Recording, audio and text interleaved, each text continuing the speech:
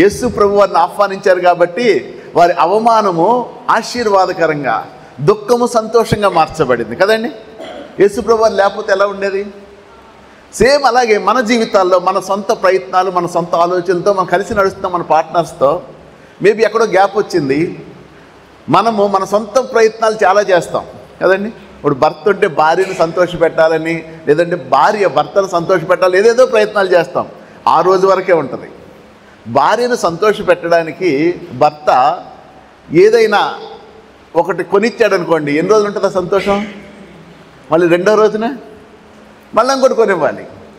కానీ అదే దేవుణ్ణి ఆహ్వానించగలిగితే మన కుటుంబాలు అద్భుతంగా కట్టబడతాయి. సో వాక్యాన్ని ఆ బేస్ చేసుకుని మనం కొన్ని విషయాలు నేర్చుకుందాం. ఓకే, అందమైన వివాహ జీవితం, for a happy married life. Know the will of God, do the will of God. దేవుని చిత్తం ఏంటో తెలుసుకోవాలి, ఆ చిత్త ప్రకారం మనము నడవాలి, అంతే కదండి. మ్యాక్సిమం ప్రాబ్లం ఏంటంటే అసలు వివాహ వ్యవస్థలోనికి ఎలా ఎంటర్ అవ్వాలో తెలియక చాలా ఫెయిల్ అయిపోతూ ఉన్నాం. ఓకే, సో ప్రశ్నోత్తరాల సమయం ఏమండి, కొన్ని మీరు చూస్తూ ఉండండి. సో ఇక్కడ ఒక టేబుల్, చైర్ ఉంది కదా. సో దేని మీద కూర్చుంటాం, దేని మీద రాస్తాం? చైర్ మీద కూర్చుంటాము, టేబుల్ మీద ఏదైనా పెట్టి రాస్తాం. ఇప్పుడు నేను టేబుల్ మీద కూర్చొని చైర్ మీద రాస్తానన్నాను. కష్టమా, సాధ్యమా? సాధ్యం కాదా, అసాధ్యమా? అమ్మా, అసాధ్యమా? కష్టమా? కష్టం. అసాధ్యమైతే కాదు, కానీ కంఫర్ట్గా రాయలేం. ఇప్పుడు నేను దీని మీద కూర్చొని రాస్తానంటే పడుకుని రాస్తాను, కానీ కంఫర్ట్గా రాయలేను. రాస్తాను, ఎక్కువసేపు రాయకపోవచ్చు. అలాగే హ్యామర్ దేని కొరకు వాడతాం అంటే ఏదైనా మేకులు కొట్టడానికి వాడతాం కదండి. స్పానర్ దేని కొరకు వాడతాం? ఏదైనా బోర్డ్స్ తీయడానికి. సో అలా కాకుండా నేను స్పానర్తో మేకులు కొడతానంటే కొట్టొచ్చా? కొట్టవచ్చు, కానీ 10 మేకులు కొడితే ఒకసారి ఏలు మీద పడుతుంది. అసాధ్యమైతే కాదు. అలాగే మూడో పాయింట్ చూస్తే మైక్ దేని కొరకు వాడతాము ఏంటి? పాటలు పాడడానికి, స్పీకరు వాయిస్ పెరగడానికి కదా. నేను ఈ మైక్తో నేను మేకులు కొడతానంటే, దీంతో మేకు కొడతానంటే సాధ్యం అవుద్దా? పాడైపోద్ది.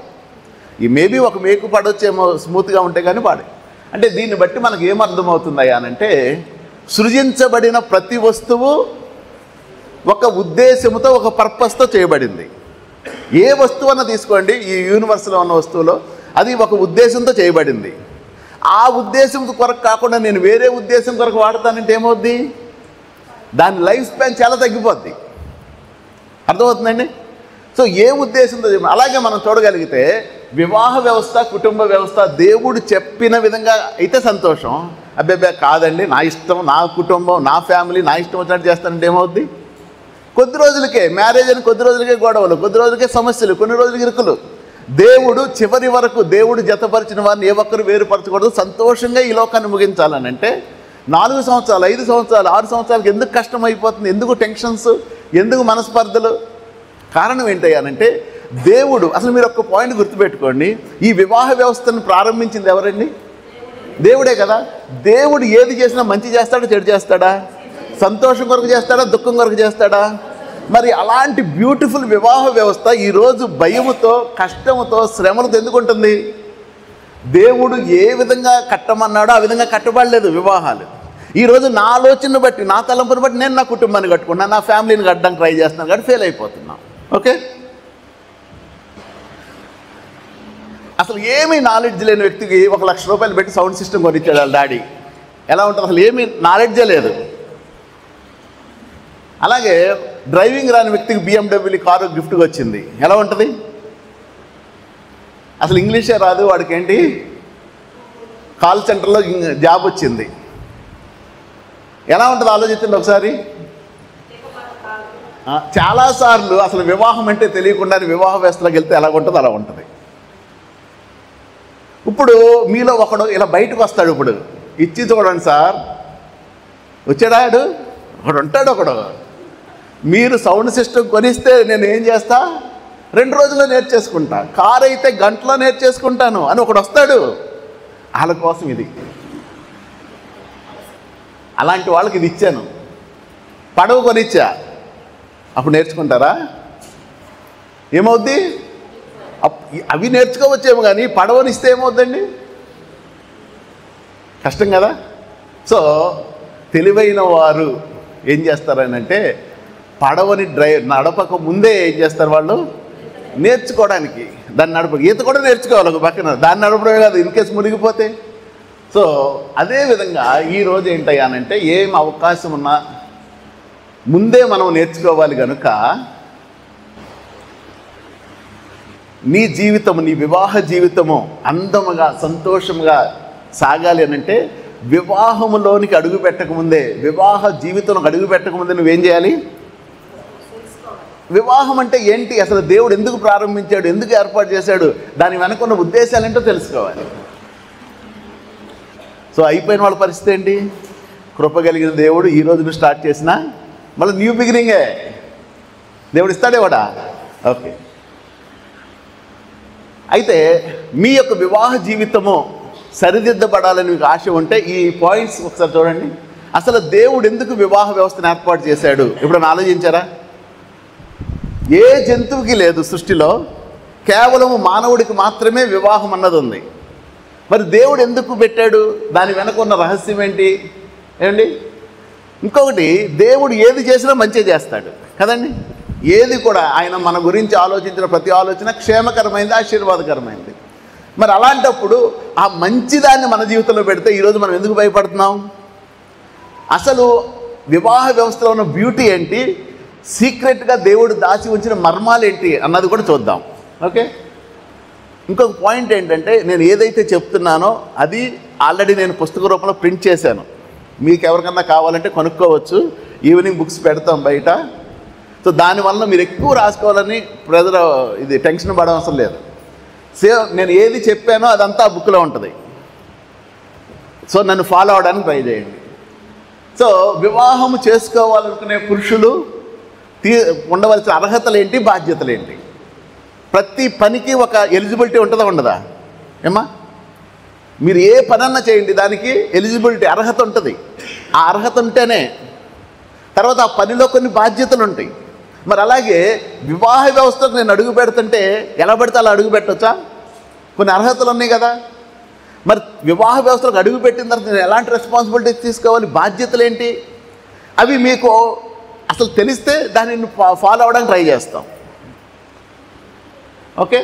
అంటే పురుషులకు ఉండవలసిన అర్హతలు బాధ్యతలు, స్త్రీకి ఉండవలసిన అర్హతలు బాధ్యతలు. తర్వాత వివాహము చేసుకోవాలని స్త్రీ పురుషులకు కొన్ని హెచ్చరికలు.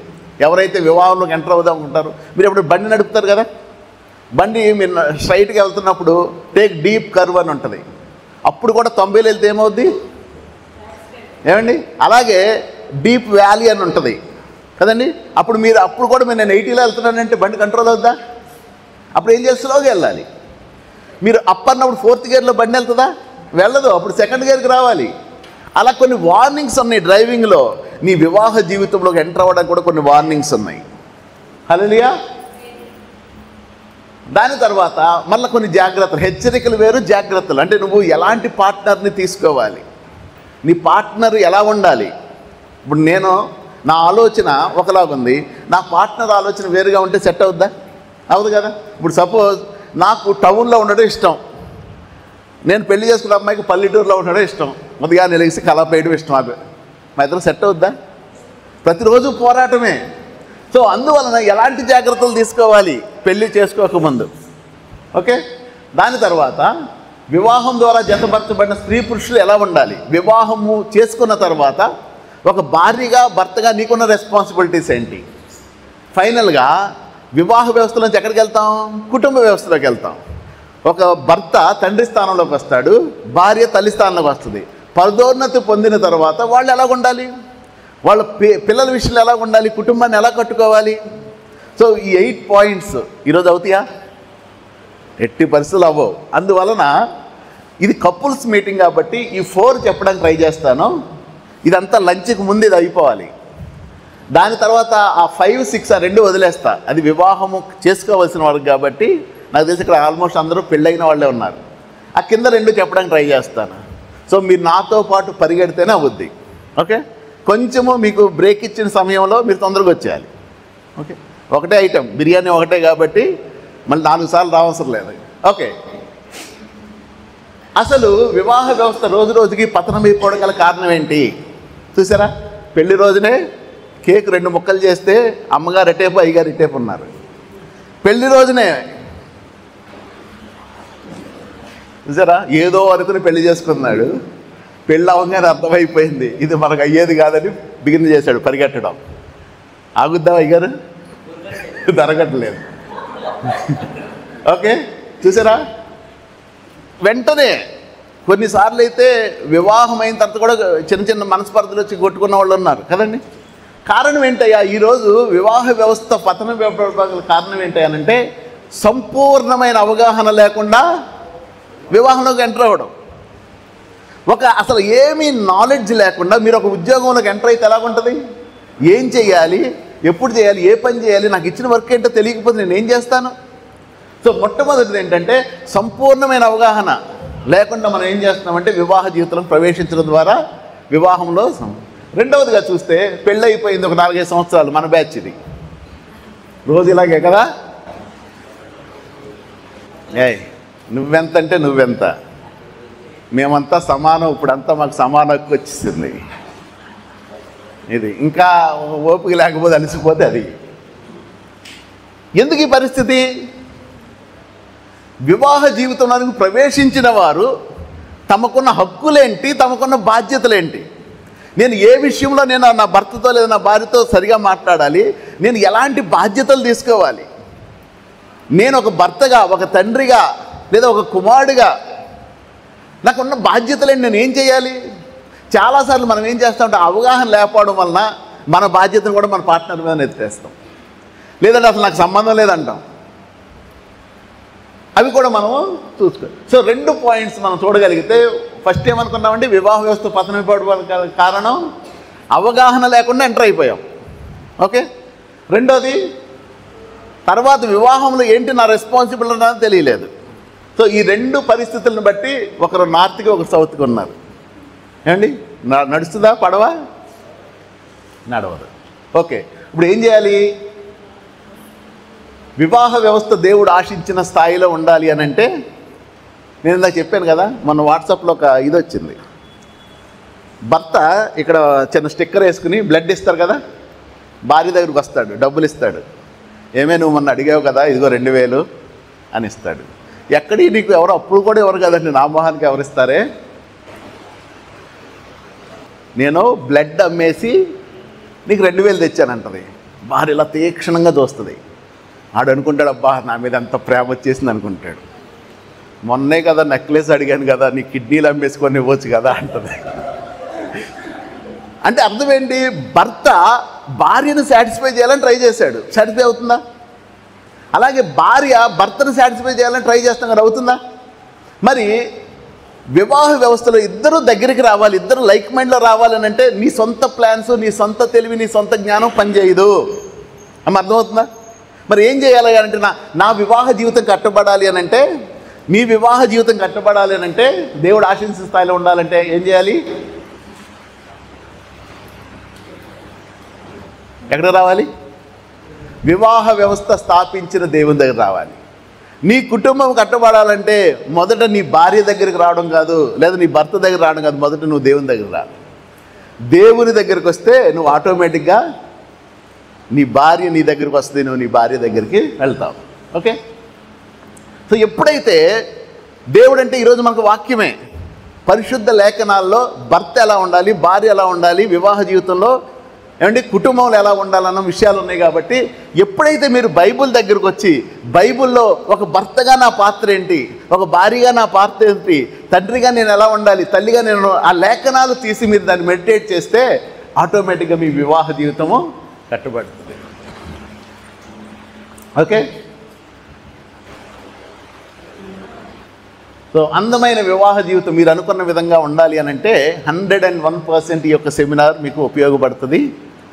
సో ఆల్రెడీ కొన్ని విషయాలు మనం నేర్చుకుందాం. దేవుడు ఆశించిన స్థాయిలో నీ వివాహ జీవితం కట్టబడాలని అంటే ఈ సెమినార్ నీకు ఎంతో సహాయం చేస్తుంది. మార్నింగ్ సెషన్లో అసలు ఎక్కడ స్టార్ట్ చేయాలి? ఇప్పుడు నా లైఫ్ నేను రీసెట్ చేసుకోవాలనుకుంటున్నాను, నా జీవితాన్ని, వివాహ జీవితాన్ని కట్టుకోవాలనుకుంటున్నాను, నా కుటుంబ జీవితాన్ని నేను కట్టుకోవాలనుకుంటున్నాను. ఎక్కడ స్టార్ట్ చేయాలి చెప్పండి? అసలు దేవుడు నన్ను ఎందుకు సృష్టించాడు అక్కడి నుంచి రావాలి. ఏమండి, ఏదో పైన మట్టి గోడకి మట్టి గోడకి గచ్చిపోతు పూసినట్టుగా ఏదో ట్రై చేద్దాము, 40 రోజులు ఉపవాస ప్రార్థన చేసేద్దామంటే కుదరదు. బేస్ నుండి, ఫౌండేషన్ నుండి నువ్వు సరి చేసుకోవాలి. ఓకే, సో అసలు మానవులను ఎందుకు దేవుడు, ఇవన్నీ మీకు బుక్లో దొరుకుతాయి, రాస్తే రాసుకోండి, కానీ నేను చెప్పే మాటలు మిస్ అవ్వకండి. మానవుని ఎడల, వివాహం ఎడల దేవునికి ఉద్దేశం ఏంటి? ఓకే, రెండవది చూస్తే వివాహ వ్యవస్థ చాలా బ్యూటిఫుల్గా డిజైన్ చేయబడింది. దాని ద్వారా దేవుడు నీకు చాలా ఆశీర్వాదాలు దాచి ఉంచాడు, మర్మముగా, సీక్రెట్గా కదండి. అసలు అవేంటో తెలిస్తే వావ్, ఇందుకొరకు వివాహమా, ఇందుకొరకు దేవుడు వివాహ వ్యవస్థను ఏర్పాటు చేశాడా, దీంట్లో ఇంత ఆశీర్వాదం ఉందా ఉంటుంది. అది తెలియక మనం ఏం చేస్తున్నాం, మన అమ్మనో, మన నాన్నో, మన పక్కింటి వాళ్ళని చూసి బాబోయ్ రోజు అని గొడవ పడుతున్నారు, పెళ్లి చేసుకుంటే ఇంతేనా? అది కాదు. అసలు దేవుడు ఎందుకు వివాహ వ్యవస్థను ఏర్పాటు చేశాడో, దాని ద్వారా నీకు వచ్చే ఆశీర్వాదము, దీవెన ఏంటో తెలుసుకుంటే ఆ విధంగా నువ్వు నడుస్తావు. దేవుడు ఏర్పాటు చేసిన బ్యూటిఫుల్ సార్, అది తెలియక చాలా ఫెయిల్ అయిపోతా ఉన్నాం. మూడోది, పురుషునికి ఉండవలసిన అర్హతలు, బాధ్యతలు, స్త్రీలకు ఉండవలసిన అర్హతలు, బాధ్యతలు, ఇందాక పెట్టిన ఇవన్నీ. ఓకే, సో పార్ట్ ఏ మొత్తం 8 పార్ట్స్ ఉన్నాయి, కానీ 6 పార్ట్స్ వరకు ట్రై చేద్దాం. మానవుని ఎడల దేవునికి ఉద్దేశం ఏంటి, అసలు మానవుడిని ఎందుకు చేశాడు? మనందరికీ తెలిసిన విషయాలు ఇవి. చదువుతారు ఎవరన్నా?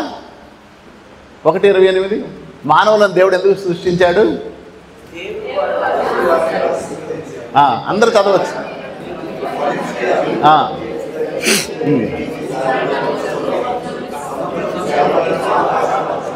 Very good. ఇప్పుడు ఎందుకు దేవుడు మనల్ని ఏ పనుల కోసం పెట్టాడు, ఎందుకు సృష్టించాడు చెప్పండి? ఒకటి, మనము ఫలించాలి, ఫలించి భూమిని అంతా నింపాలి.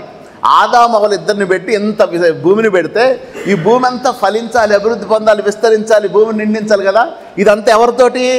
దేవుని బిడ్డలతో. ఈరోజు అలా ఉందా సార్? భూమి లేదు. దేవుని ఉద్దేశం ఈ భూమి అంతా కూడా ఆయన యందు భయభక్తులు కలిగిన వారితో ఉండాలి. ఓకే, రెండోది ఏంటయ్యానంటే ఈ భూమిని మనం ఏలాలి.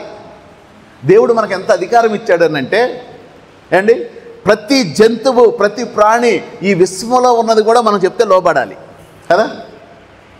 అప్పుడు మోషే సముద్రాన్ని ఇలాగ చూపేదాన్ని, సముద్రం ఏమైపోయిందండి? ఎర్ర సముద్రం 2 పాయలు అయిపోయింది కదా.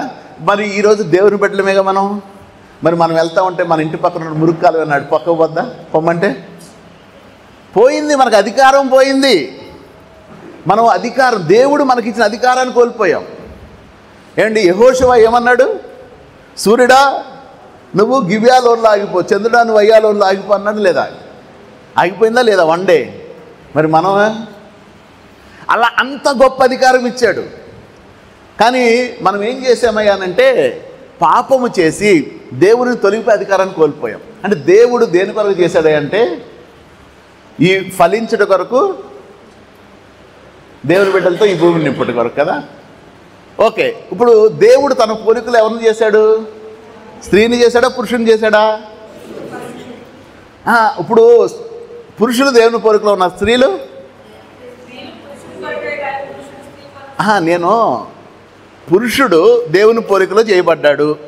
ఇప్పుడు స్త్రీ ఎవరి పోలికలో చేయబడింది? దేవుని పోలిక కాదా? ఓకే, చూద్దాం. చూడండి 27 చదవండి ఒకసారి.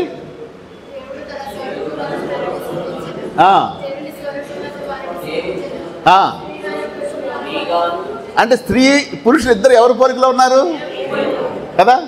అంటే ఈ చాలా బేసిక్ పాయింట్, నువ్వెక్కువ నేనెక్కువ ఇలాంటి చాలా డైవర్షన్స్ ఉన్నాయి కదా. దానికి నేను అనేది ఏంటంటే దేవుడు తన స్వరూపంలో నరుని చేశాడు, ఆ నరుని స్త్రీగాని చేశాడు, పురుషునిగా చేశాడు. అంటే ఇద్దరు ఎవరి పోలికండి? దేవుని పోలికే. ఓకే, ఇప్పుడు నా రెండో ప్రశ్న ఏంటంటే, అంటే ఇప్పుడు వీళ్ళిద్దరు ఏకశరీరులు కదా.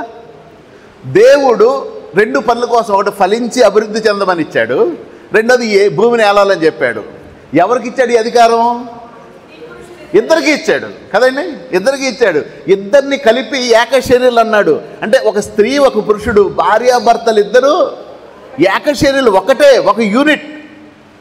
అది మీ మైండ్లో ఉండాలి. కానీ ప్రాబ్లం ఏంటో తెలుసా, పెళ్ళైన తర్వాత కూడా మా పుట్టింటోళ్ళు, మా అమ్మ, ఇది ఎలకిపోవట్లేదు. వీళ్ళు ఇల్లు అన్నది మర్చిపోతున్నారు. నాన్న మీరు నాకు కనపడకపోతే ఇటు ఎక్కడన్నా వచ్చి కూర్చోండి, ఇటన్నా కూర్చోండి, ఓకే అంటే నేను చూసేటప్పుడు ఎవరికైనా అర్థం కాకపోతే మళ్ళీ చెప్పడానికి ట్రై చేస్తాను. కొంచెం నాకు మీరు విజిబుల్గా ఉండేది చూడండి. సో భార్యాభర్తలు ఇద్దరు ఒక యూనిట్, అంటే ఇద్దరు కలిసి దేవుని యొక్క పని చేయాలి. ఇప్పుడు ఇంకొక ప్రశ్న ఏంటంటే, ఇప్పుడు స్త్రీలు ఎక్కువ పురుషులు ఎక్కువ? ప్రైజ్ లాంటి బ్రదర్, ప్రైజ్ లాంటి. స్త్రీలు ఎక్కువ పురుషులు ఎక్కువ? ఇద్దరూ సమానమే. మరి అసలు నిజంగా చెప్పండి, ఇది పురుషాధిక్యత ప్రపంచం కదా. పురుషుడి మాట చెల్లుతుందా, స్త్రీ మాట చెల్లుద్దా? యూజువల్గా స్త్రీ మాటే చెల్లుతుందా? అమ్మగారు praise the Lord, hallelujah. Okay చూద్దాం. సో ఇక్కడికి వచ్చేటప్పటికి ఏమవుతుందనంటే, కొన్ని ఇళ్లలో పురుషుడు డామినేషన్ ఉంటే కొన్ని ఇళ్లలో స్త్రీ డామినేషన్ ఉంటుంది కదండి. మరి దేవుడు ఏం చెప్తున్నాడు, ఎవరు ముఖ్యం అంటున్నాడు? ఇద్దరు కొన్న దేవుడి యొక్క ఉద్దేశంలో వారు ఎలాగున్నారో చూద్దాం. ఎవరు ఎక్కువ? ఇప్పుడు వీళ్ళిద్దరు ఎన్ని పనులు చేయడానికి సృష్టించబడ్డారు? ఇద్దరు కలిసి ఒక పని. సో ఒక పనిని చేయడానికి రెండు వస్తువులు వాడుతూ ఉంటే ఆ రెండు వస్తువులు ఏది పెద్దది, ఏది చిన్నది? ఒక పనిని చేయడానికి రెండు వస్తువులు వాడుతున్నాం, అందులో ఏది పెద్దది, ఏది చిన్నది, ఏది ఇంపార్టెన్స్ ఉంది అన్నది ఒకసారి చూద్దాం. ఇప్పుడు వెలగాలనంటే బల్బు ఉండాలి, రెండోది హోల్డర్ ఉండాలి కదా. ఇప్పుడు బల్బు ముఖ్యమా, హోల్డర్ ముఖ్యమా? ఎందుకు? లైటింగ్ రావాలంటే హోల్డర్ కావాలి, బల్బు కావాలి. మరి దేవుడు అప్పగించిన పని మీ ఇద్దరికి కలిపి అప్పగిస్తే ఎవరు ముఖ్యం? ఇద్దరు, ఎవరు లేకపోయినా అవ్వదు. ఆ మైండ్ వచ్చేస్తే 50% మీ కుటుంబాలు సెట్ అయిపోతుంది. అర్థమవుతుందండి? సో వెలుగునివ్వడానికి బల్బు ముఖ్యమా, హోల్డర్ ముఖ్యమంటే రెండు ముఖ్యమే. సో బల్బుకి హోల్డర్కి మధ్యలో పోటీ ఉంటుందా? ఉండదు. బల్బుకి మధ్యలో పోటీ ఉంటుందా? ఉండదా?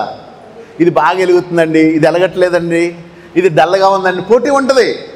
హోల్డర్కి మధ్యలో కూడా పోటీ ఉంటుంది. మనం షాప్ ఓడి దగ్గరికి వెళ్ళి ఏమంటాం, ఏదో ఒక బల్బు అనం కదా. అలాగే పురుషునికి మధ్యలో పోటీ ఉంటుంది, స్త్రీకి మధ్యలో పోటీ ఉండొచ్చు, కానీ పురుషునికి స్త్రీకి మధ్యలో పోటీ ఉండదు. అందుకే దేవుడు జతపరిచినప్పుడు ఇద్దరు పురుషులు జతపరచవచ్చుగా, ఇద్దరు స్త్రీలు పెట్టవచ్చు కదా. ఎందుకు పెట్టలేదనంటే అలా పెట్టుంటే పోటీ ఉంటుంది. దేవుడు అప్పగించిన పనికి కూడా పోటీ పడేవాళ్ళేమో. దేవుడు ఒక పురుషునికి ఒక స్త్రీని పెట్టి మీరిద్దరూ కలిసి నా పనిని చేయాలని పెట్టాడు. సో మిమ్మల్ని యునైట్ చేయడానికి గల కారణం ఏంటి? మీ ఇద్దరిని ఒక వివాహం ద్వారా ఏకశరీరులుగా మార్చడం గల కారణం ఏంటి? మీరు ఇప్పుడు ఏమనుకుంటున్నారు? పిల్లల్ని కనడానికా, కారు కొనుక్కోవడానికా, ఇల్లు కోసమా? డబ్బులు సరిపోలేదు. ఎందుకు పెళ్లి చేసుకున్నారు? దేవుని యొక్క చిత్తము చేయడానికి మీరు చేయబడ్డారు. ఆమేన్, హల్లెలూయా. మీరు దేవుని చిత్తము చేయడానికి యునైటెడ్ చేయబడ్డారు. అది దేవుని యొక్క ప్లాను. ఓకే, వివాహ వ్యవస్థను ఏర్పాటు చేయడంలో దేవుని యొక్క ఉద్దేశం ఏంటి?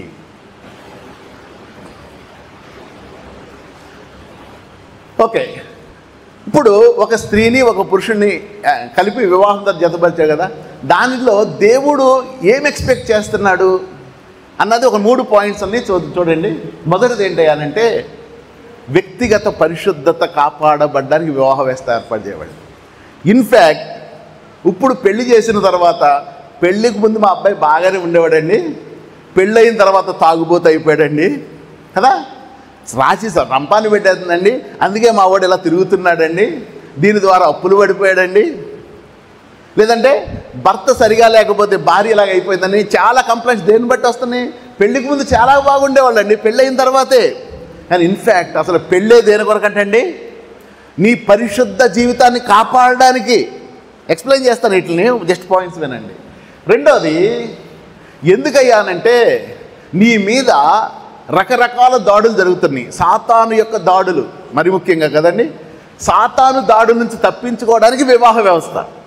అంటే నువ్వు ఏదైతే శోధించబడుతున్నావో, ఒక టెంప్టేషన్ వస్తుందో దాంట్లో నుంచి విడిపించబడాలంటే నీకు వివాహ వ్యవస్థ సపోర్ట్ చేస్తుందట.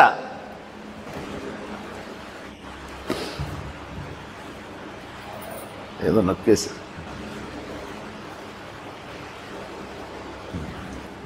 తర్వాత వివాహం ద్వారా వచ్చే సంతానం కూడా నీ పరిశుద్ధతను కాపాడడానికే.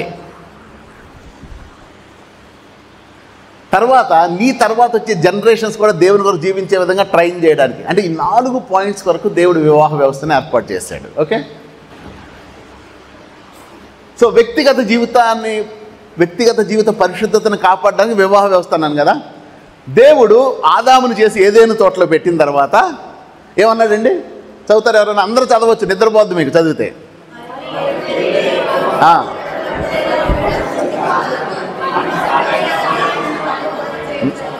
నా ప్రశ్న ఏంటంటే, ఏమండి, దేవుడైన యెహోవా ఏదైనా తోటలో ఆదామును పెట్టాడు, చాలా కాలం ఉన్నాడు, బాగానే ఉన్నాడుగా. సడన్గా ఒంటరిగా ఉంటే మంచిది కాదు. ఎందుకు మంచిది కాదు? ఒంటరిగా ఉంటే ఏదైనా తోటలో ఉన్న మొక్కలు పుష్పించవా, చెట్లు ఫలాలు ఇవ్వవా, నెమలి నాట్యం చేయదా, కోకిల గానం చేయదా? వచ్చే ప్రాబ్లం ఏంటి? నరుడు ఒంటరిగా ఉంటే వచ్చే సమస్య ఏంటి సార్? ఎందుకు మంచిది కాదు? సింహాలు ఏమైనా గర్జించవా? ఏం చెయ్యు?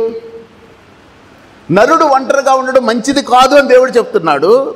మరి ఏంటయ్యా, ఇదేమైనా సమస్యలు ఉన్నాయా? ఏదేం తోటలో ఏదైనా సమస్య ఉందా అంటే అదేమి కాదు. ఎందుకు మంచిది కాదు అని అంటే, దేవుని పోలికలో దేవుని స్వరూపంలో చేయబడిన మానవుడు. ఎవరండి మానవుడు? దేవుని పోలికలో దేవుని స్వరూపంలో. అంటే దేవుడు ఎంత పరిశుద్ధత, ఎంత నీతి, ఎంత యథార్థత కలిగి ఉన్నాడో ఆ స్థాయిలో దేవుడు మానవుడిని చేశాడు కదా. పాపం లేనివాడుగా చేశాడు. ఆ పరిశుద్ధతను ఒక వయసు వచ్చిన తర్వాత కొనసాగించడము అసాధ్యమంట. అర్థమవుతుందండి? అందుకని దేవుడు ఏం చేశాడనంటే, ఆదాము ఒక వయసు వచ్చిందంటే, సపోజ్ మా పిల్లలు ఉన్నారు 5వ తరగతి 6వ తరగతి, డిగ్రీ, ఇంటర్మీడియట్, జాబ్ చేస్తున్నారు. ఎందుకు పెళ్లి చేస్తాం? ఎందుకయ్యానంటే రకరకాల వ్యర్థమైన ఆలోచనలు వచ్చేస్తూ రాకుండా ఉండడానికి కదా. ఎందుకు ఒంటరితనం మంచిది కాదు అని అంటే, దేవుడు ఏ స్థాయిలో మానవుని పెట్టాడో ఆ స్థాయిలో ఒంటరిగా ఉండడం మానవునికి మంచిది కాదట. అందువలన దేవుడు ఏం చేశాడండి?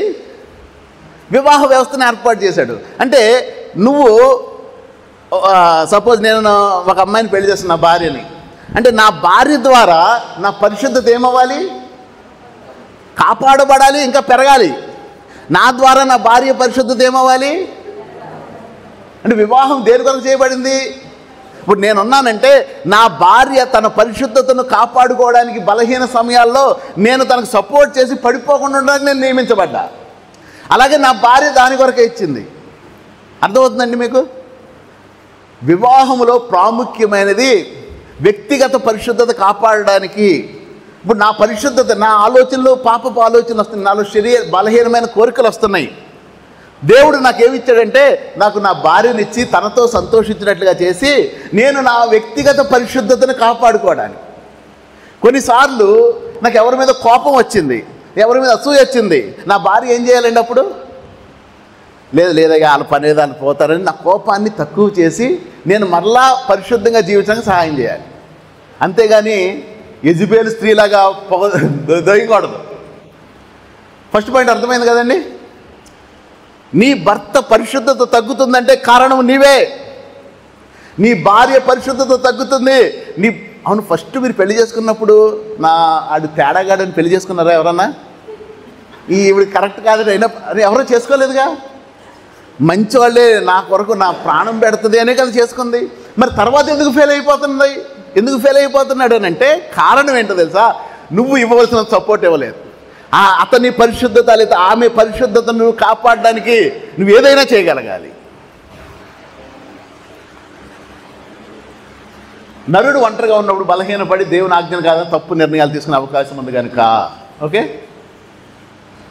కాబట్టి నరులు పరిశుద్ధతలో కొనసాగాలన్నా, పాపమును జయించాలన్నా సాటి అయిన సహాయం అవసరమని దేవుడు వివాహ వ్యవస్థను ఏర్పాటు చేశాడు. ఆమె ఒకసారి సంతోషంగా ఆమె చెప్దామా? మీ భార్య మీ పరిశుద్ధతను కాపాడడానికి ఇవ్వబడింది కాబట్టి మీ యొక్క పార్ట్నర్కి మీరు ఆయన చెప్పే మాట వినండి. ఓకే, ఇదంతా మనకు టైము. అమ్మా ఏమన్నా డౌటా? ఇవన్నీ తీసేస్తున్నాను ఎందుకంటే చాలా. ఓకే, రెండవది చూస్తే సాతాను కుతంత్రాలను జయించడానికి.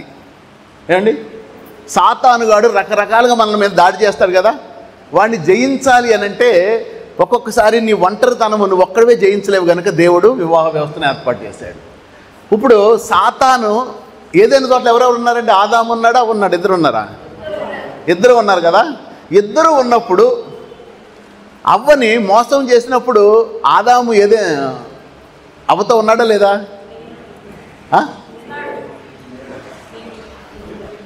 సాతాను వచ్చి అవ్వని మోసం చేసినప్పుడు లేడు కదా. ఉంటే ఏమై ఉండేది? మోసపోయే అవకాశం ఉండేది కాదు. అంటే భార్యాభర్తలు ఇద్దరూ కలిసి ఉన్నప్పుడు నిన్ను ఈ శోధకుడు శోధించలేడు, పక్కన్నోడు కూడా వచ్చి డిస్టర్బ్ చేయలేడు. పొరపాటున భార్యాభర్తల మధ్యన చిన్న గొడవ వచ్చిందనుకోండి, డబ్బుల కోసం తమ్ముడో బామ్మర్తో దూరిపోతాడు. ఏమండి, ఇంకా ఎప్పుడో పక్కింట్లో కొంచెం కోరిక ఉందనుకోండి, ఆడు ప్రేమంతా వలగబోసేద్దాం ఉంటాడు. అవునా కాదు చెప్పండి? అది ఇద్దరు ఉంటే అసలు మీరు ఆలోచించండి, భార్యాభర్తలు స్త్రీ పురుషులు ఇద్దరు ఉంటారు కదా, వైఫ్ అండ్ హస్బెండ్, వారిద్దరూ ఉన్నప్పుడు చుట్టాలు కూడా వచ్చి హాల్లోనే కూర్చుంటారు. భర్త చనిపోయాడు అనుకోండి, ప్రతి ఒక్కడు వచ్చి బెడ్రూమ్లో కూర్చుంటాడు. నిజం సార్ ఇది, అవునా కాదా? ఎస్. సో ఇక్కడ నీ యొక్క ఆలోచనలు, నీ తలంపులు సరిగా ఉండాలి. శోధకుడు శోధించకుండా ఉండాలంటే నీకు పార్ట్నర్ అవసరమని దేవుడు చెప్పి. అవను ఎప్పుడు మోసం చేయగలిగాడు? ఒంటరిగా ఉన్నప్పుడే. అంటే నేను అనుకుంటాను, ఆదాము చేయబడ్డాడు, అవ్వ దేనికో చేయబడింది? ఆదాముకి సహకారిగా సహాయం చేయడానికి. ఆదాము చేసే పనిలో సహాయం చేయాలి. ఇప్పుడు ఆదాము పొలంలో పని చేస్తున్నాడు అనుకోండి, అవ్వ కూడా తట్టో బుట్టో తీసుకుని వెళ్తే బాగుండేది. ఇప్పుడు ఏం చేసి ఉంటుంది? బాగా చూస్తూ ఉంటుంది. సహాయం చేయడం మానేసి అటు ఇటు చూస్తుందేమో నాకు అనిపించింది. నిజంగా భర్తకి సహాయం చేయడానికి కదా భార్య, ఇద్దరు కలిసి దేవుని పని చేయడానికి కదా. మరి అవ్వ ఈజీగా ట్రాప్ అవడం గల కారణం ఏంటంటే ఆదాముకి సహాయం చేయకుండా ఖాళీగా ఉంది. మన జీవితంలో కూడా అలాగే, భర్త కష్టపడుతూ ఉంటాడు, భార్య ఖాళీగా ఉంటే సమస్య. అంటే ఈరోజు ఇద్దరు కష్టపడుతున్నారు అనుకోండి, ఓకే. ఇప్పుడు అందుకే ప్రసంగి గ్రంథంలో 4:9-10 ఒక మాట రాయబడి ఉంది. చదువుతారు ఎవరన్నా? గట్టిగా చదవాలి, అందరూ చదవచ్చు.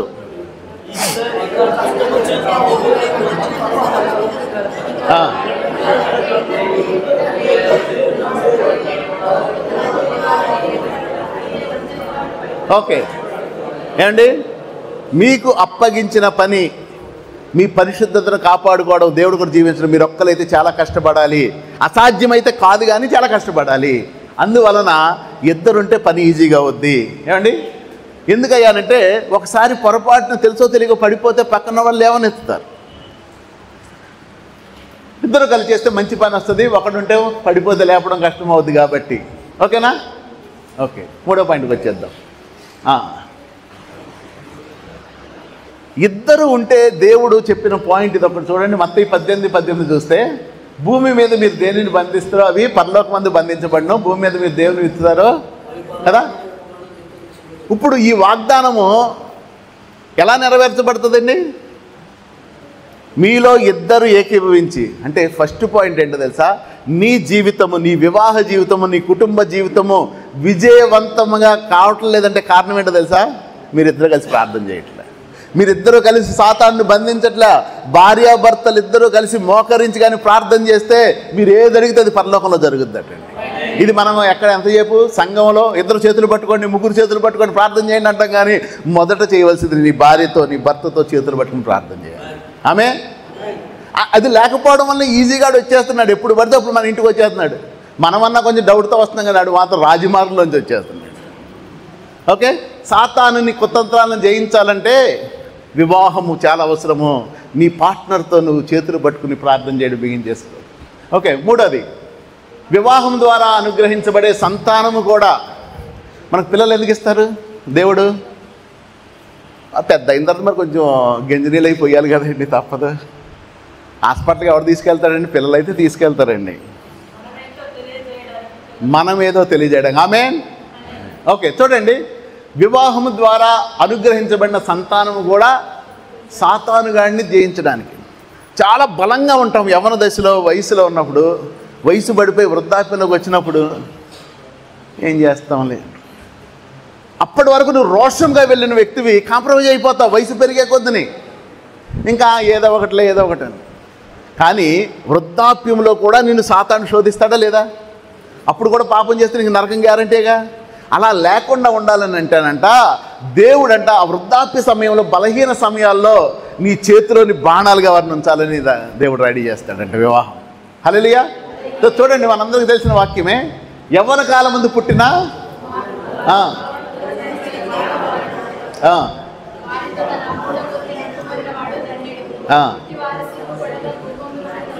యవ్వన కాలంలో పుట్టిన పిల్లలంట బలవంతుని చేతిలో బాణాలట. బలవంతుని చేతిలో బాణం ఉంటే ఎలా ఉంటుంది చెప్పండి? ఇలా పెట్టి టార్గెట్ పెట్టి వదిలితే గుండె చీల్చేస్తుంది కదండి. అంత శక్తితో ఉంటారంట పిల్లలు. వాటితో అంబుల పొది అంటే ఈ బాణాలన్నీ ఇక్కడ పెట్టుకున్నాడు. వాడికి ఏం భయం ఉంటుంది? ఆడంట ఏ వయసు వచ్చినా సరే విరోధితో, అంటే నీకు పుట్టిన పిల్లలు కూడా సాతానుని జయించడానికి నీకు దేవుడు ఇస్తున్నా. అందువలన దేవుడు వివాహ వ్యవస్థను ఏర్పాటు చేశాడు. సరే, ఇప్పుడు మన పిల్లలు ఎవరండి? ఇప్పుడు బాణాలు కదా. ఇంతకీ ఈ బాణాలు ఎవరి చేతిలో ఉన్నాయి అన్నది సమస్య. దేవుడి చేతిలో ఉంటే సాతాను గుండెని చీలుస్తారు. మరి పొరపాటున సాతాను చేతిలో ఉంటే, మన పిల్లలు ఇంకా లోకాశలు, శరీర కోరికల్లో ఉంటే, మన పిల్లలు ఇంకా అసూయ ద్వేషాలు ఉంటే, మన పిల్లల్లో ఇంకా ప్రేమ అనురాగాలు లేకపోతే, వారు సాతాను చేతులను బాణాలు ఎవరి గుండెని చీలుస్తారు? మన గుండెలే. ఆత్మీయుల గుండెలు చీలుస్తారు. మొదట చీల్చేది పేరెంట్స్ గుండెనే. నీ పిల్లలు కరెక్ట్గా లేకపోతే మొదట నీ గుండెలే చీలుస్తాడు, తర్వాత వాళ్ళ ఆత్మీయుల జీవితాలు చీలుస్తాడు. అందువలన మనం ఏం చేయాలంటే మన పిల్లలను చిన్నప్పటి నుంచి దేవుని భయంలో పెంచాలి అని అంటే సండే స్కూల్కి, యూత్ మీటింగ్స్కి పంపాలి. ఓకే.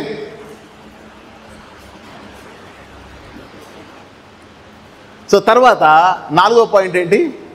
మనము దేవుని యందు భయభక్తులుగా జీవించిన తర్వాత మన పిల్లలు కూడా ఆ విధంగా జీవించడం కొరకు దేవుడు వివాహ వ్యవస్థను ఏర్పాటు చేశాడు. ఓకే, అదేమి ఇంపార్టెంట్ పాయింట్. ఇప్పుడు మనకు ఒక పాయింట్ అయింది కదండి.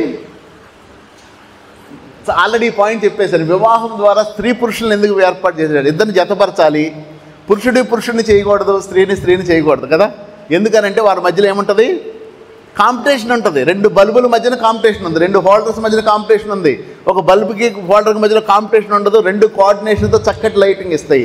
అలాగే దేవుడు తన యొక్క ఉద్దేశమును నెరవేర్చడానికి ఒక స్త్రీని, ఒక పురుషుడిని జతపరిచాడు. ఇంకా తర్వాత పిల్లల కొరకు అవయవాలు అవన్నీ ఉన్నాయి అనుకోండి. సో అది ఈ 2వ పాయింట్. ఇది తీసేస్తున్నాను. Okay, part B. వివాహ వ్యవస్థలో దేవుడు మర్మముగా దాచి ఉంచిన ఆశీర్వాదాలు.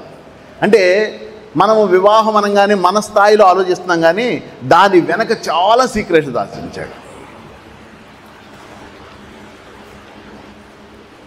వివాహం అన్నది మరి ఏ జంతువుకి లేని గొప్ప ఆధిక్యత కదండి. ఓకే, అందుకే దేవుడు వివాహాన్ని ఘనంగా ఎంచమన్నాడు. ఈ వివాహ వ్యవస్థ ద్వారా దేవుడు మనల్ని ఎంత ప్రేమిస్తున్నాడో, మన మీద ఎంత ఆశ కలిగి ఉన్నాడో, నిత్యత్వంలో ఉండాలని, ఈ లోకంలో మనం ఎలా జీవించాలి దేవుని కొరకు. అదేవిధంగా ఒకరోజు మనము దేవునితో ఐక్యపరచబడబోతున్నాం, గొర్రెపిల్ల వివాహోత్సవం. ఈ 4 విషయాలు తెలియపరచడానికి. ఇది మీకు నాకు తెలిసి కొంచెం బోరింగ్ అనిపించవచ్చు, కానీ అసలు ఈ మొత్తం సెమినార్లు ఇది ఇంపార్టెంట్. ఇది అని మీ మనసులో ఎలాగుంటుందంటే ఏదో అనుకుని వచ్చారు, కానీ ఇది చాలా ప్రాముఖ్యమైనది. మర్మముగా దాచి ఉంచిన 4 విషయాలు. కొంచెం జాగ్రత్తగా వినండి.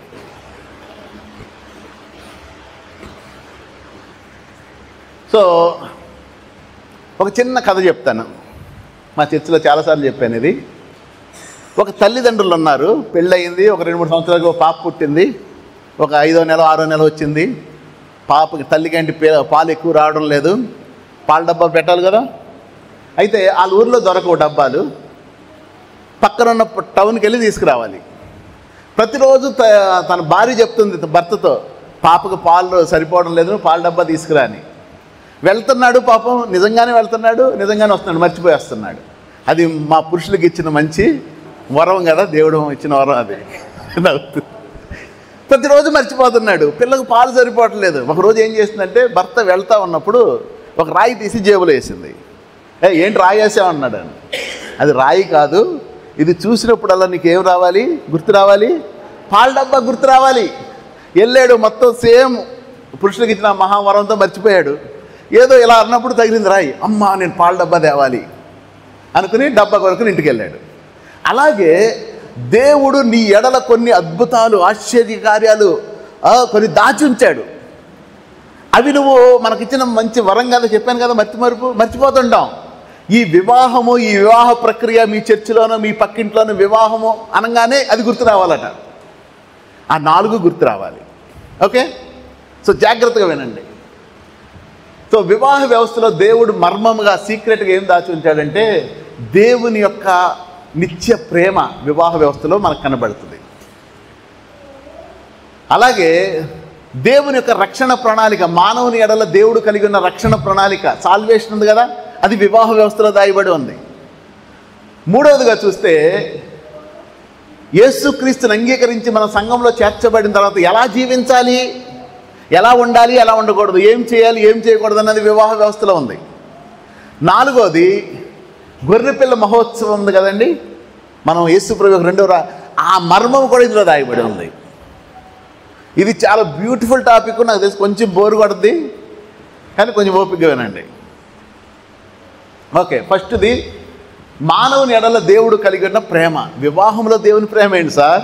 వివాహంలో దేవుని ప్రేమ ఎక్కడ కనబడుతుంది మనకి అని చూద్దాం. దేవుడు ఆదామును చేసి, చదువుతారా కిందది?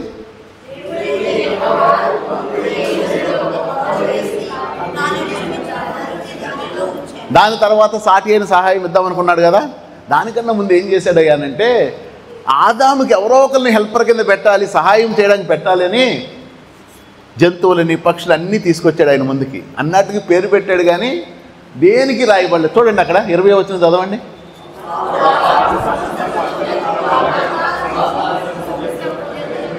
అయినను ఆదాముకు సాటి అయిన సహాయము అంటే దేవుడు వాటిలో నుంచి ఎవరో ఒకరిని సహాయకారికి ఇద్దామనుకున్నాడు. అవునా కదా? నేనేమన్నా వాక్యాన్ని మ్యానిపులేట్ చేశానా? కానీ ఏది సరిపోలేదట. అప్పుడు దేవుడు ఏం చేశాడనంటే అవ్వను తీసుకుని వచ్చి ఆదాము గాఢ నిద్ర కలుగజేసి అవ్వను తీసుకొచ్చి సహాయం చేశాడు. ఇప్పుడు నా ప్రశ్న ఏంటయ్యానంటే ఆదాముకి సహాయం చేద్దాం అనుకున్నాడు కదా అవ్వనిచ్చి, ఎప్పుడు వచ్చింది ఆలోచన? ఆదాము, జాగ్రత్తగా వినండి, కష్టపడి ఆ మట్టి అంతా ఎత్తుతున్నాడు, ఆ పేడంతా తీస్తున్నాడు, అది చేస్తున్నాడు, చెమటలు కక్కుతా ఉన్నాడు. రోజు దేవుడు వచ్చి చూస్తున్నప్పుడల్లా అదే కనబడుతుంది. అప్పుడు అబ్బబ్బా ఎంత తప్పు చేశానురా నేను అని అప్పుడు ఆలోచించి అవ్వను చేశాడా? ఆల్రెడీ ఆదామును చేసినప్పుడు అవ్వను చేసి అవ్వను లోపల పెట్టుంచాడు. తగిన సమయంలో బయటకు తీసుకొచ్చి హెల్ప్ చేశాడు. అంటే నీకు కావలసిన ఫలమైనా, నీకు కావలసిన వరమైనా, నీకు కావలసిన ఆర్థిక సహాయమైనా, నీ పిల్లలకు కావాల్సిందైనా, నీ కుటుంబానికి కావాల్సిందైనా ముందుగానే దేవుడు నీలో నీ కొరకు దాచి ఉంచి తన ప్రేమను వెల్లడిపరుస్తున్నాడు. ఆమేన్, హల్లెలూయా. భయపడవలసిన అవసరం లేదండి. ఆదాముకు అప్పుడు అనుకోని ప్లాన్ చేయలేదు దేవుడు, ముందుగానే ప్లాన్ చేశాడు. నీకు ఏది అవసరం, నీ కుటుంబానికి ఏమవసరం, నీ వివాహ జీవితంలో ఏమవసరం, నువ్వు క్షేమంగా ఉండగా ఏమవసరమో అది ముందుగానే ఎరిగి ఉన్న దేవుడు అది ఆల్రెడీ సిద్ధపరిచేసి ఉంచాడు. నీకు కావలసిన సమయంలో ఇస్తాడు. అలా నీ మీద ఉన్న ప్రేమను దేవుడు వెల్లడిపరుస్తున్నాడు. చప్పట్లు కొట్టాలనిపించట్లేదా? సంతోషం అనిపించట్లేదా?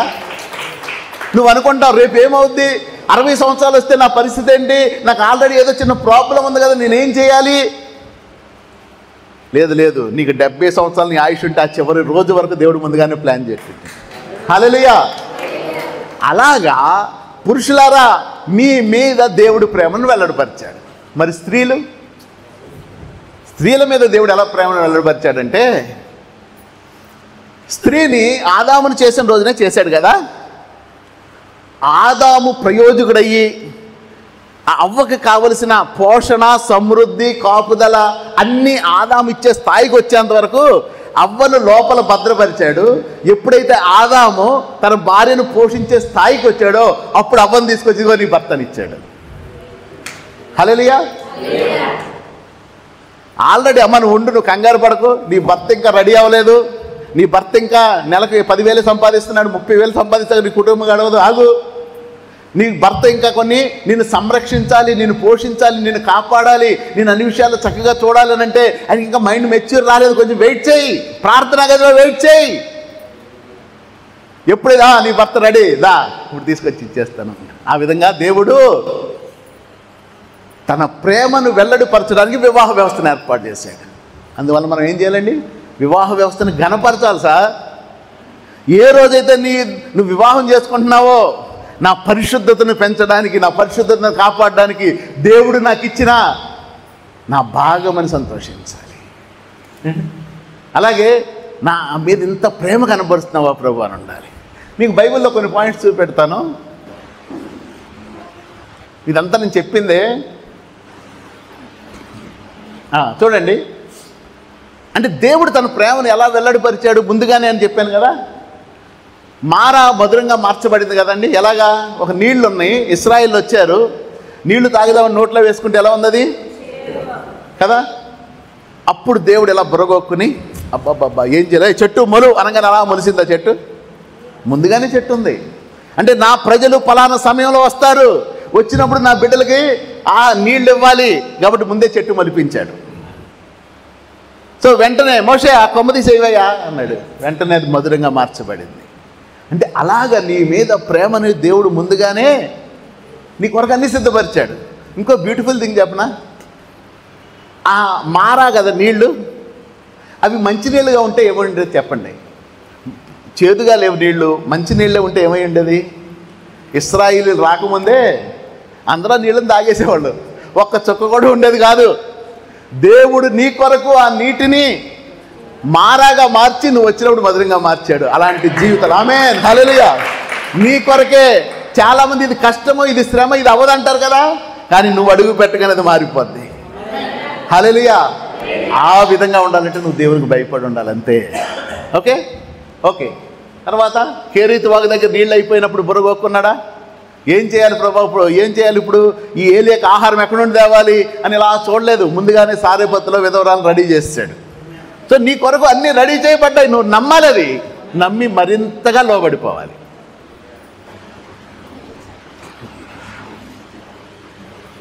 ఓకే, ఇది ఆల్రెడీ చెప్పేశాను, దీన్ని కూడా ముందుకు వెళ్ళిపోదాం, ఎందుకంటే మనం గంటన్నర లేట్గా స్టార్ట్ చేసాము. ఓకే, ఇదొక్క పాయింట్ అయితే చూద్దాం. దేవుడు నీకు స్వర్గ సిద్ధపరిచినవి. నేను ఇప్పుడు ఏమి చెప్పాను? అమ్మ నాయకు చూడాలి, మీ కొరకు ముందుగానే దేవుడు అన్ని సిద్ధపరిచాడు కదా. నమ్ముతున్నారా? ఒకసారి చేతుల పైకి ఎత్తి హల్లెలూయా అనండి. మీ కొరకు సిద్ధపరిచినవి మీరు పొందుకుంటే ఇలా ఉండరు అంటే పొందుకోలేకపోతున్నాం. పొందుకోవాలంటే ఏం చేయాలి అంటే, ఒక శిల్పం ఉంది, నైఫ్ చూడండి, అది అవసరం లేదు కదా. ఒక శిల్పం అంటే రాయి ఉంది కదా, ఆ రాయి ఒక మంచి బ్యూటిఫుల్ విగ్రహంగా మార్చబడాలంటే ఏం చేయాలి?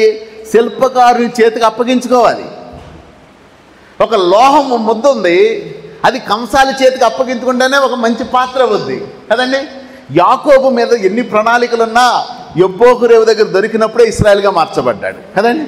ఆమె సో మోషే ఏమండి మిద్యాను అరణ్యంలో దొరికినప్పుడే దేవుడు ఆయనను కావలసిన విధంగా మౌల్డ్ చేశాడు. అంటే మనము దేవునికి అప్పగించుకోవాలి. ఇంకా మీకు అర్థం అవడానికి ఒక పాయింట్ చెప్తాను. ప్రతిరోజు దేవుడు ఏదైనా తోటలోకి వస్తున్నాడు. ఆదామా ఒకసారి రా అని పిలుస్తుంటే, ఉండు ప్రభా, ఇంకా ఇది దడిగట్టలేదు, ఇంకా ఇది పాలు ఇవ్వట్లేదు ప్రభా, ఇది మాట వింటలేదు ప్రభా అని ఎప్పుడు బిజీగా ఉంటున్నాడు.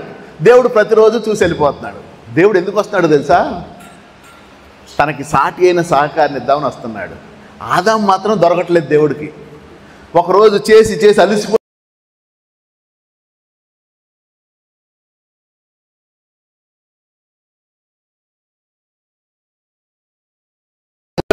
దేవునికి అప్పగించుకున్నాడు. దానియేలు రాజనగర్లో పనిచేస్తూ దేవునికి అప్పగించుకున్నాడు. ఏమండి, రూతు అత్తకు పరిచర్య చేస్తూ, అంటే నీకు అప్పగించబడిన లోక సంబంధమైన పనిని చేస్తూ దేవునికి అప్పగించుకోవాలి. అంతేగాని మొత్తం మానేసి ఇంకా దేవుడు అన్నట్టుగా నువ్వు వదిలేస్తేలా? నేనున్నాను, నేను సేవకుని గడు పక్కన పెట్టేయండి. ఒక ఫ్యామిలీ ఉంది, తన కుటుంబాన్ని, తన భార్యని, పిల్లలు పోషించాలి కదా. అంతేగాని దేవునికి అప్పగించుకున్నాను మొత్తం మానేస్తేలాగా? దేవుడు ఫుల్ టైం మినిస్ట్రీకి పిలిస్తే అది వేరు, లేకపోతే నీ భార్యను నీ పిల్లలను నువ్వు పోషించడానికి కావాల్సిన పని చేస్తూ దేవుని పాదాల దగ్గర కనిపెడితే దేవుడు నీ ఏళ్ళ కలిగి ఉన్న ఆలోచనల్ని నెరవేరుస్తాడు.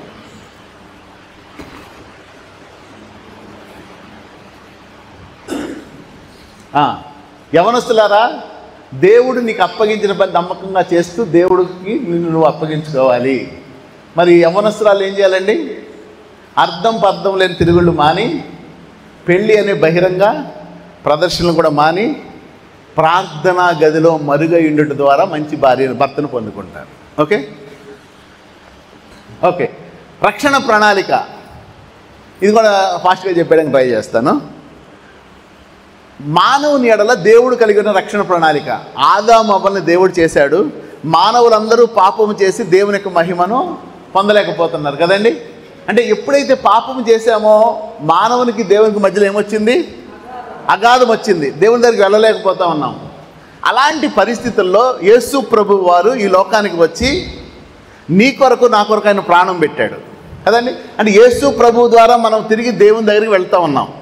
సో ఈ బ్యూటిఫుల్ రక్షణ ప్రణాళిక వివాహ వ్యవస్థలో దాచి ఉంది. ఓకే, ఎలాగో చెప్పమంటారా?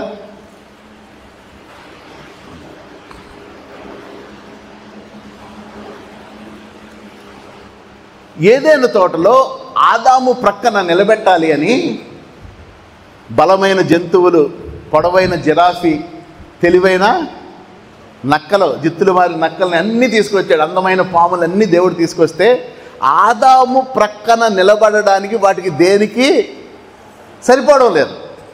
ఏమండి? అప్పుడు దేవుడు ఏం చేశాడయ్యా అనంటే, జాగ్రత్తగా వినండి, ఆదాము ప్రక్కన నిలబడడానికి ఏదైనా తోటలో రకరకాల జంతువులు ఉన్నాయి కానీ దేనికి అర్హత లేదు. అప్పుడు దేవుడు ఆదాముకి గాయము చేసి అందులో నుండి అవ్వను తీసి అవ్వకు మాత్రమే ఆదాము ప్రక్కన నిలబడి ఆధిక్యత ఇచ్చాడు కదా. సేమ్ అలాగే ఒకసారి ఆలోచించండి, మనము పాపము చేసి దేవుని దగ్గరికి వెళ్ళలేకపోతున్నాం. ఈ లోకంలో బలమైన వారు, తెలివైన వారు, జ్ఞానవంతులు, బలవంతులు ఎంతోమంది ఉన్నారుగా. వాళ్ళు ఎవరికైనా రేపు పరలోకంలో దేవుని పక్కన నిలబడే అర్హత ఉంటుందా? ఎందుకు? వారు పాపం చేశారు.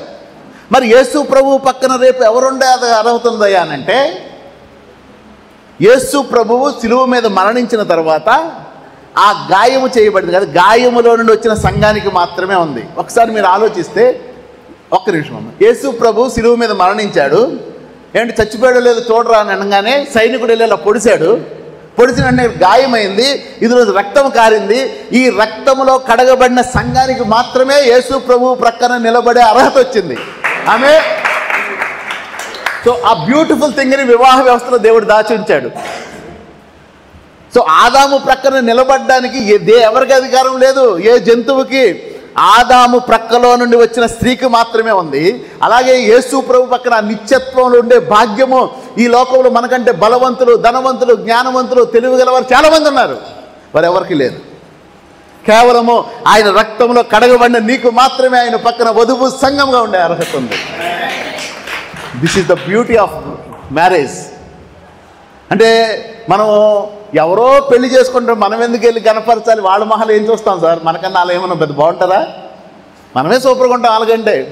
కానీ ఎందుకంటే ఆ రోజున వివాహం ఎవరిదని జరుగుతుంటే నువ్వు ఇక్కడ కూర్చుంటే నీకు అది కనబడాలి. ఆ పెళ్లి కుమారుడు పక్కన తనకు ఎలా అధికారం ఉందో రేపు నాకు నా యేసయ్య ప్రక్కన అధికారం ఉండబోతుంది. అది కనబడాలి నీకు. అందుకొరకు అది ఇప్పుడు నీ మనసులో తిరగడానికి, ఆ పెళ్లి కొడుకు బాగున్నాడా, పెళ్లి కూతురు బాగుందా, భోజనాలు బాగున్నాయి, ఇది కాదు. Okay, next. ఇదంతా నేను చాలా పాయింట్స్ ఉన్నాయి కానీ ముందుకు వెళ్ళిపోతున్నానే. ఎప్పుడన్నా మరలా లేజర్గా రండి, ఇవన్నీ స్లోగా చెప్తాను.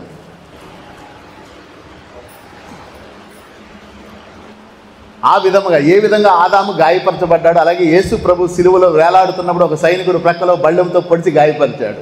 ఆ గాయములోని కాదు రక్తంలో కడగబడిన ప్రజలకు, అంటే సంఘానికి మాత్రమే ఆయన ప్రక్కన నిలవబడే అధికారం, అవకాశం ఉంది. ఓకే, ఎలా జీవించాలి? ఇప్పుడు యేసుక్రీస్తు యొక్క రక్తంలో కడగబడిన సంఘము కదండి. ఇప్పుడు ఈ సంఘము ఎలా జీవించాలి దేవుని కొరకు అన్నది కూడా ఈ వివాహ వ్యవస్థలో దాచి ఉంది. నేను యేసు ప్రభువుని అంగీకరించాను, నేను ఆయన బిడ్డనైపోయాను, సంఘంలో చేర్చబడ్డాను. చూస్తే రకరకాల సంఘాలు ఉన్నాయి కదా. ఇప్పుడు ఈరోజు చూస్తే ఈ సంఘానికి పట్టలేదు, ఈ డాక్టర్ నాకు డాక్టర్ని కరెక్ట్గా లేదు, మరి నేను ఎలా జీవించాలి అని అనుకుంటే అది ఈ వివాహ వ్యవస్థలో దాచి ఉంది. ప్రస్తుతము సంఘము యొక్క పరిస్థితి ఏంటి? ఈ వాక్యం చదవండి, 2 కొరింథీ 11:2-3 అందరూ చదవాలి.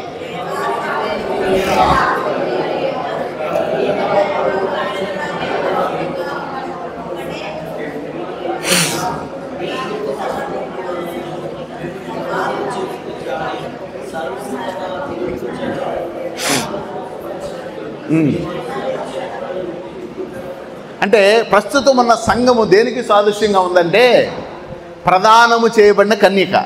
ప్రదానం అన్న తెలుసు కదండి. ఇద్దరిని చూసిన తర్వాత ఒకరోజు ఏం చేస్తారు? ఈ అమ్మాయికి అబ్బాయి, ఈ అబ్బాయికి అమ్మాయిని ప్రదానం చేస్తారు. ఇంకా దాని తర్వాత మ్యారేజ్ ఉంటుంది. సో మనము నిత్య మహిమలో, ఆ నిత్యత్వంలో దేవునితో ఉండబోతున్నాం కదా. అది గొర్రెపిల్ల మహోత్సవం. దానికన్నా ముందు మనం ప్రదానము చేయబడిన కన్యకకి సాదృశ్యం.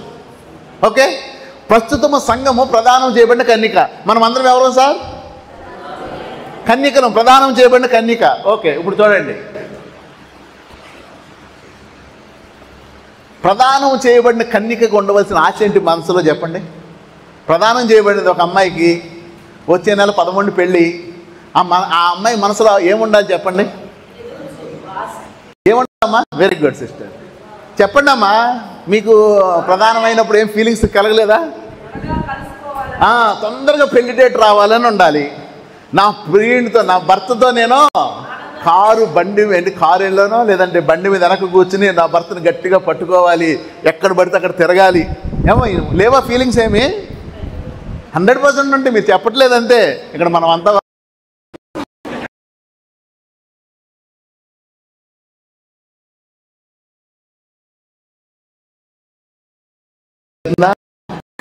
అని అనిపిస్తుందంట. ఎందుకు అనిపిస్తుంది సార్ అలాగా? ఒక అమ్మాయికి ప్రదానం చేయబడిన కన్యకకి అమ్మో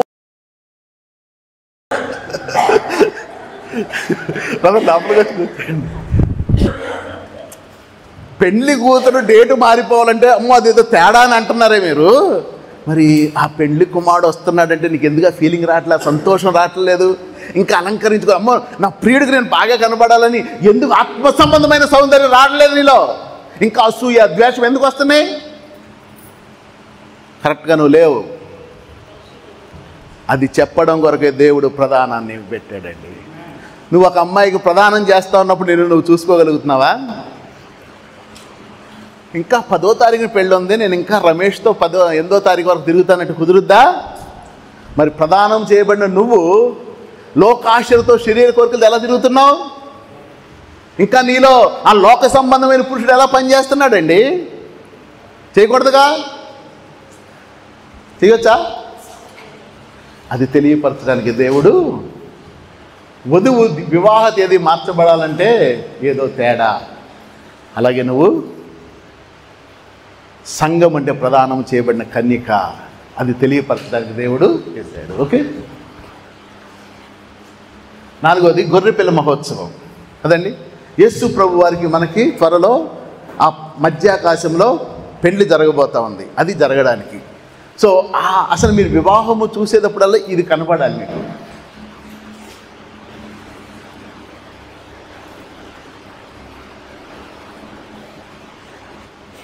మానవ వివాహము గొర్రెపిల్ల మహోత్సవానికి ఎలా సాదృశ్యంగా ఉంది అది ఒకసారి చెప్తాను నేను. ఓకే, యూదుల వివాహ ప్రకారము వివాహము 3 స్థాయిల్లో జరుగుద్దండి. యూదుల వివాహం గురించి మాట్లాడుతున్నా. మనకు కూడా ఉంటుంది అది. పుట్టిన వెంటనే పిల్లలు పుడతారు కదా, ఒకరికి అబ్బాయి పుట్టారు, ఒకరికి అమ్మాయి పుట్టింది. వాళ్ళ ఫ్రెండ్స్ ఏమనుకుంటారు? అరే మా అమ్మాయికి మీ అబ్బాయిని ఇద్దామని అనుకుంటారు కదా, అనుకుంటారు. అలాగే దాని తర్వాత పెద్ద అయిన తర్వాత, ఒక వయసుకు వచ్చిన తర్వాత వాళ్ళిద్దరిని కూర్చోబెట్టి ఏమ్మా చేసుకుంటావా, ఓకేనా? వాళ్ళిద్దరూ అనుమతి ఒప్పుకొని వివాహం చేస్తారు. 3వది, ఎప్పుడైతే వాళ్ళిద్దరూ మేము పెళ్లి చేసుకుంటాము అని చెప్పారో ఒక డేట్ ఫిక్స్ చేసి వివాహం చేస్తారు కదా. సేమ్ అలాగే మనము కూడా దేవునికి ఇదే జరగబోతుంది. పుట్టినప్పుడే ఎలాగైతే ఆ తల్లిదండ్రులు తమ పిల్లలకు వివాహం చేయాలనుకున్నారో, జగత్తు పునాది వేయబడక ముందే నిన్ను నన్ను ఆయన తనలో ఏర్పాటు చేసుకున్నాడు. ఆమేన్, ఆమేన్. తర్వాత ఏ రోజైతే నువ్వు యేసు ప్రభు దగ్గరకు వచ్చి, అయ్యా నువ్వు నా ప్రాణప్రియుడు, నా కొరకు చనిపోయావు అని నువ్వు నీ పాపాలు ఒప్పుకుని బ్యాప్టిజం తీసుకున్నావో, ప్రదానము చేయబడింది. మూడవది, నువ్వు ప్రదానం చేయబడిన కన్యక ఎలా ఉండాలి చెప్పాను కదా. నువ్వు అలా ఉన్నప్పుడు ఒకరోజు ఆయన అనుకున్న రోజులో నిన్ను వివాహం చేసుకుంటాడు. ఈ మూడు కనబడ్డానికే వివాహం. అంటే నువ్వు వివాహానికి ఎక్కడికైనా వెళ్ళినప్పుడు ఏం కనపడాలి? పెండ్లి కుమార్తె నడుస్తూ వస్తూ ఉంటే నువ్వు నడుస్తూ ఉండాలి, పెండ్లి కుమారుని కొరకు ఎదురు చూస్తూ ఉన్నాను. ఆ దృశ్యాలు కనబడాలి సార్. ఓకేనా? ఈ 4 విషయాలు. చాలా పాయింట్స్ ఉన్నాయి కానీ ఇందులో కూడా నేను మూవ్ చేస్తున్నాను.